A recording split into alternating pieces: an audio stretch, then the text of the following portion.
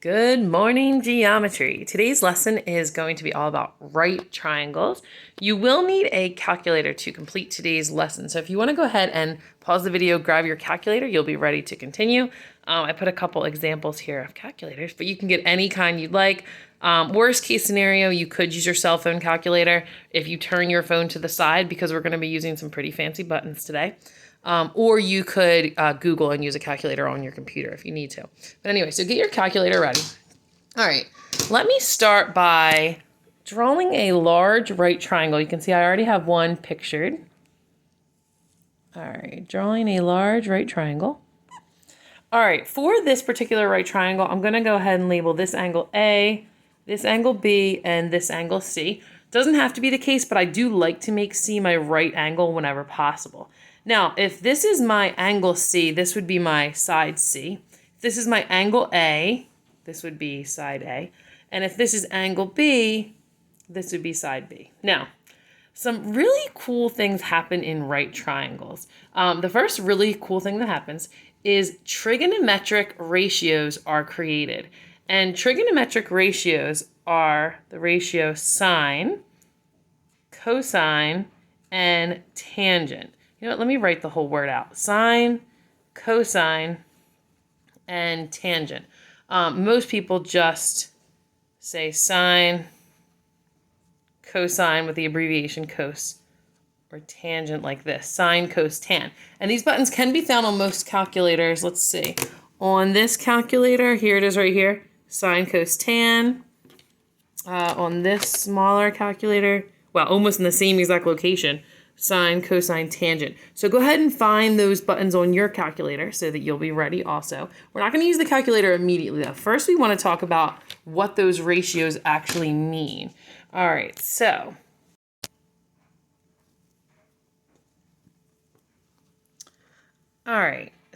again, taking a look at our triangle that we've labeled triangle ABC. This is only for right triangles.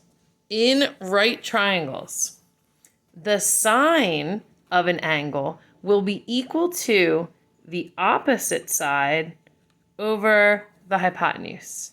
The cosine of an angle will be equal to the adjacent side over the hypotenuse. And the tangent of an angle will be equal to the opposite side over the adjacent side. Let's figure out what we're talking about here. Now, the first thing you always need is a starting point. So for my first set of sine, cosine, tangent, I am going to start at angle A. All right, imagine I am right here. I'm standing on this little angle A right here. Where's the hypotenuse? Well, the hypotenuse is where it always is. The hypotenuse is across from C. It's the longest side in a right triangle. Hypotenuse is what it is. But where is the opposite side? From angle A, travel across, the opposite side is right here. The only side left right here, this is called the adjacent side. Adjacent means next to. I know the hypotenuse is also next to A, but we already labeled the hypotenuse, and now we're just talking about the opposite versus the adjacent side. So this is the adjacent side. The hypotenuse always has its special designation of hypotenuse. All right, so that being said, let's add our letters again. Remember, we said angle A was across from side A, angle C was across from side C, angle B was across from side B. So that means that sine of angle A, the ratio must be equal to the opposite side over the hypotenuse. So that's A over C. That means that the cosine of angle A must be equal to the adjacent side over the hypotenuse. That would be B over C.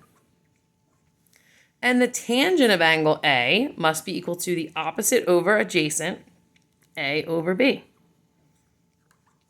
All right, it's cool that in a right triangle that this is how it works. So this is what sine, cosine, and tangent always mean in a right triangle. But because it depends on your starting point, it does look a little different depending on what angle you're standing at.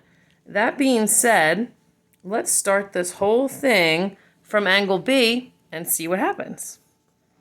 So I am now starting at angle B. All right, here I am standing up here on angle B. Where's my hypotenuse? Same spot it always was. The hypotenuse cannot change. It's the longest side. But now where is my opposite side when I'm standing on B? Down here. Very good. Where is my adjacent side when I'm standing at B? Which means where is the side next to B? Right here. Adjacent side next to B. All right, let's go ahead and get this labeled again. Remember, across from B is B. Across from C is C. Across from A is A. Did you also notice that I use capital letters for the angles and lowercase letters for the sides? That's not a mistake. That is purposely done in geometry. All right, let's find sine of B. Sine of B is opposite over hypotenuse, B over C. Cosine of B is adjacent over hypotenuse, cosine of B, adjacent over hypotenuse, A over C. And tangent B is opposite over adjacent, B over A. All right, awesome. If you're thinking this is a lot to remember, I have a really helpful way for you to remember this. Okay, what is this easy way to remember it? Well, let's just say I used to be friends with an old Indian chief named Chief Soh Cah Toa. All right, I'm just kidding. I don't really have an Indian chief friend. But this Soh Cah Toa is going to help you remember this because look at what it stands for. Sine is equal to opposite over hypotenuse. Cosine is equal to adjacent over hypotenuse. Are you following the letter combinations here? Hypotenuse. And tangent is equal to opposite over adjacent. So if you can remember Soh Cah Toa, you can remember this. And for you, I have a very special song you're going to listen to after this that is probably going to get in your head and help you remember it for the rest of your life. So you're welcome. All right, let's do a couple quick example problems. All right, I'm going to draw this right triangle. And I'm going to say that this is side length 3, this is 4, this is 5. All right, and I'll go ahead and call this angle X and this angle W. Okay, and I'm curious, what is the cosine of angle X? All right, you're starting at angle X. Let's go ahead and label your triangle. Hypotenuse, it's not going to change, it's still the hypotenuse. Here's my opposite side. Here's my adjacent side. Cosine, or Ka, is equal to adjacent over hypotenuse, which in this case is 3 over 5. Mission accomplished. All right, let's do another one. This time, just to make sure this isn't going to trip you up, let me draw my hypotenuse in a different location. So let's make my right triangle look something like this. Let's go ahead and do a 3, 4, 5 again. This time, I'm going to call this angle P, this angle A, this angle R. All right, and I'm very curious, what is the tangent from angle R? So, if you're starting from angle R, let's get this thing labeled. All right, this right triangle, hypotenuse is always the longest side. Here's my hypotenuse. Now, if I'm on R, my opposite side is over here, and my adjacent side is right next to R. Now, tangent is Soh Cah Toa. Tangent is opposite over adjacent, which means the tangent of R is 3 over 4. Opposite over adjacent. All right. If you got that right, awesome job. If not, rewind it, try it again. I bet you'll get it right next time since you just saw it. All right, let's keep going. We're going to do one final Soh Cah Toa finding the ratios problem before we learn how to solve our right triangles. All right, let's name this triangle JES. And I want to find the cosine of S. The cosine of S. Let's label this thing. You're starting at S. Your hypotenuse is always the longest side. Here's your opposite. Adjacent is right next to it. All right, right next to S, I should say. Cosine tells me to do adjacent over hypotenuse. So that would be radical 5 over 9. So the cosine of S is square root of 5, or radical 5, over 9. All right, mission accomplished. All right, let's move on and see how we can use this to solve triangles and where our calculator is going to come in, because we haven't even used our calculators yet. All right, here's where those calculators come in. Actually, before these were on the calculators, people used to have to look on these really long tables to get answers, like to do the sine of 17 degrees or the sine of 42 degrees. But we're going to use our calculator for this part, as is the modern trend. Okay, so first of all, if it tells you to solve a right triangle, that is telling you to find every single angle and every single side. Now, I'm not going to tell you to solve this whole right triangle. I am just going to ask you to find the length of side X. That's it. Now, how am I going to find the length of side X? I know it's a right triangle, which means Pythagorean theorem would work, but I don't know two sides, so it's not getting me anywhere right now. Remember, Pythagorean theorem is the a squared plus b squared equals c squared. Because it's a right triangle, I also know sine, cosine, and tangent, or my Soh Cah Toa ratios will work, which is kind of cool. So let me try and use one of those Soh Cah Toa ratios. Now, I'm going to go ahead and start at the 33 because that's the angle I know. Let me label this triangle a little bit. Now, this is my hypotenuse, of course, because that never changes, longest side. Over here is my opposite side. I'm not even going to bother to label my adjacent side. There's nothing going on down there. There's no missing information that I need to find, and there's no given information. So I'm going to focus on opposite and hypotenuse. Now, which one of my trig ratios focuses on opposite and hypotenuse? This one. See the O and the H? So I know I'll be using sine equals opposite over hypotenuse. Now, this is 33 degrees, so I'll be using the sine of 33 degrees equals opposite, or X, over hypotenuse, or 29. Now, remember, my goal was to go ahead and find out what this X value was. Excuse me. How am I going to get X alone if I'm dividing both sides by 29? I could just multiply both sides by 29. So that means that X is equal to whatever 29 times sine of 33 degrees is. This you have to put in your calculator. Now, in your calculator, it is essential that you be in degree mode. This calculator is already in degree mode. So if I hit mode, I could have been in radian mode. See how it changed to radian? I have to make sure I'm in that degree mode. All right, since I'm in degree mode, let's go ahead and type in 29 times sine of 33 degrees is, let's round this to the nearest tenth. So I'm going to say it's approximately 15.8. Let me look at my triangle. So I'm saying that this side is about 15.8. You know what? That is correct. And it makes sense because my hypotenuse has to be my longest side. It's 29. It is. This side should be shorter than that. And if there's only a 33 degree angle, this is a 90. Again, the 90 is across from the longest side. It really does make sense. Let's just make sure this works on our other calculator as well. So we want to see if this is in degree mode. Oh, yep, this calculator tells you right here, DEG, that stands for degree mode.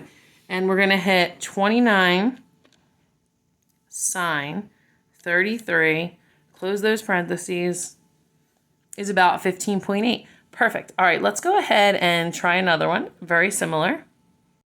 All right, on to our next triangle. Again, I'm not going to ask you to solve this whole right triangle. I'm just going to ask you if you could find the length of this side, which we're going to call X. All right, so dealing with this triangle, I think I'm going to start at this 68 degree corner. Now, I can't start at the 90 because that's not how the Soh Cah Toa ratios work. They work for starting in one of the two acute angles in a right triangle. It doesn't work if you start at the 90. I could start here if I think about how big that angle is. This angle must be 22 degrees because 22, 68, and 90 make 180. So I could start at 22, but I'm not. I'm going to just start at the 68 degree. So starting here, let me label the triangle. It looks like over here, I have opposite. Right next to me here, I have adjacent. You know what? Again, I'm not going to bother labeling the hypotenuse here because it doesn't have anything I'm looking for. It doesn't have given information. It's really not helping me out. Let me figure out which trig ratio uses opposite and adjacent. Here it is. Opposite and adjacent. That's tangent equals opposite over adjacent. So we're starting at 68. So that would be tangent of 68 degrees equals the opposite side, which is X, divided by the adjacent side, which is 21. Now I'm trying to solve for X here. So how do I want to isolate the X. How do I get rid of this divide by 21? Multiply both sides by 21, which means x is equal to 21 times the tangent of 68. Need a calculator for this one because I don't know what the tangent of 68 is. So let's see. 21 times the tangent of 68. X is equal to approximately, I was going to say 51.98 degrees, but I want to round to the nearest tenth. The 7 would make the 9 actually move up, so I'm going to call it 52.0 degrees. Not degrees, excuse me. I'm going to call it 52.0 as the side length. So this side is 52.2. Wow, it's significantly bigger than this 21. But remember, this was a tiny angle across from 21. Pretty big angle across from 52. And this hypotenuse would be even bigger for sure. All right, let's do one final example and then our video will be over. Okay, we're going to do one more problem here. And I'm going to label this triangle HAN. All right, now let's see. Just as before, I'm not going to ask you to solve this whole right triangle in this case. I just want you to find side X for me. Let's go ahead and use this 59 or angle H as our starting point. Starting from angle H, I can see that the hypotenuse is here because the hypotenuse always across from the 90. This 34 is my adjacent side. Really no point in labeling my opposite side, so I'm not even going to label that. Instead, I'm going to focus on which trigonometric ratio relates adjacent with hypotenuse. Aha, cosine. Cosine is equal to adjacent over hypotenuse. All right, now for this part, I could write the cosine of H equals adjacent over hypotenuse, which is 34 over x. But then I have two pieces of missing information. This isn't getting me anywhere. So I really want to write the cosine of 59 degrees. So let me fill in cosine 59 degrees equals 34 over x. This is the hardest problem we've done so far because it's going to be a little bit more difficult to isolate x since x is in the denominator.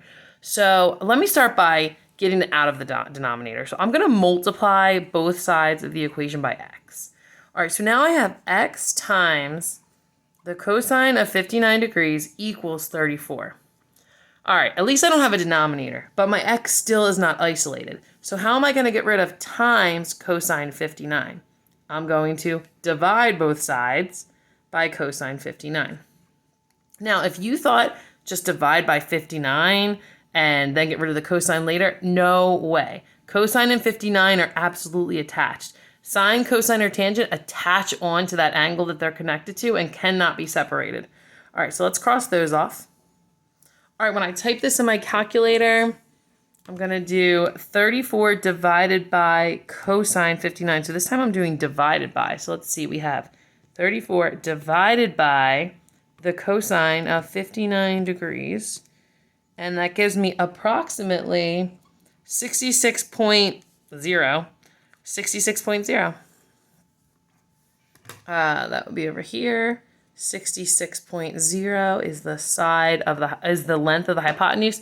Again, makes sense. This is a smaller angle here across from this 34. This would be a decently large side, but this is the largest side of the triangle. 66 is the length of the hypotenuse. I don't have units on this triangle. If this were meters, this would be meters. If this was inches, this would be inches. All right, that's our final example. The end. Have a good day. Bye. And remember to read John 3:16 and Romans 10:9.